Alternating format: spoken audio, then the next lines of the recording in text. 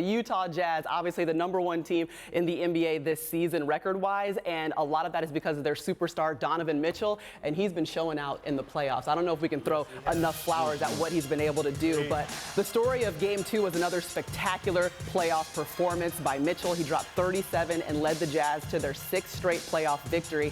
At 24, guys, he is 24. Mitchell has played in 29 playoff games and scored 30 or more in 13 of them. And Mitchell has been a bucket against the Clippers. He has made at least 15 shots in each of the first 2 games of this series. Crazy. No other player in Jazz postseason history has ever recorded 15 field goals in consecutive games. And do not forget that coming into the playoffs, he had missed 17 games, including the first game of the playoffs because of an ankle injury. I mean, what has allowed Donovan Mitchell to be so productive in this postseason, but really all season long? He's always been a superstar. We've just questioned the size, we've questioned the tenacity, but I want to recalibrate the conversation because the conversation was, is he the best player in Utah Jazz history?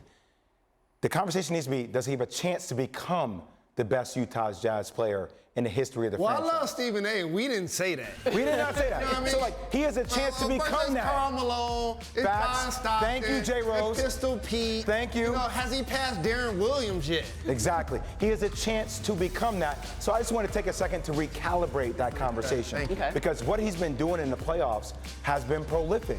Look, averaging 29 points, shooting 45% from the field, 40% from the three-point line. There's no doubt about it. He is a superstar, but they also play team basketball.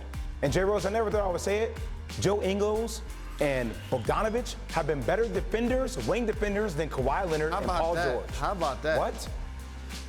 And by the way, if you're Kawhi Leonard and Paul George, that's unacceptable. But I want to play a game with you since you talked about Donovan Mitchell and how great he's been in this series. And you know he's made 6 threes in each of the first 2 games, which actually unlock his driving ability. But I want to play a comparison game with you. Throw it up there before you, Tony. Okay. So, who would you take if you were building a team? Blind resumes, I like that. That's the question. This game right now? Right? You got some all-NBA performers in this series, right?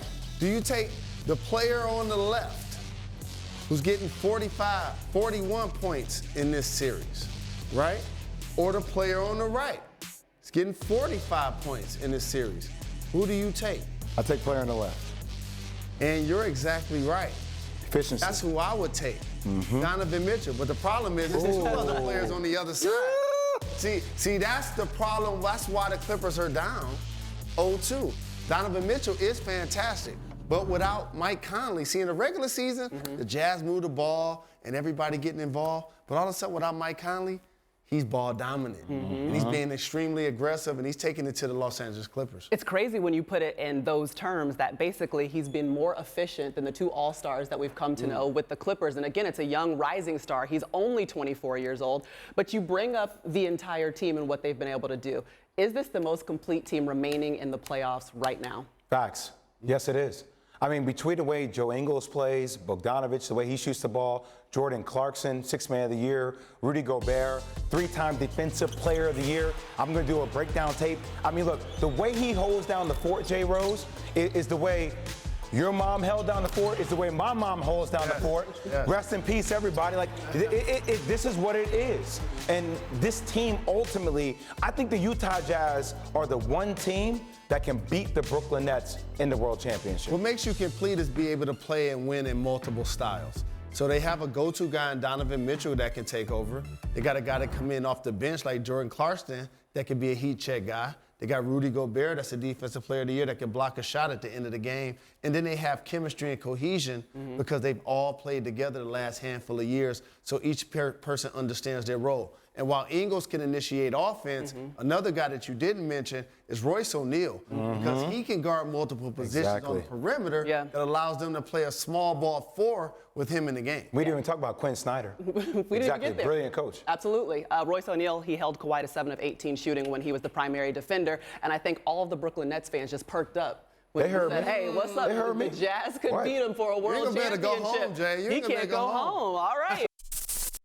Thank you for watching ESPN on YouTube. For live streaming sports and premium content, subscribe to ESPN+.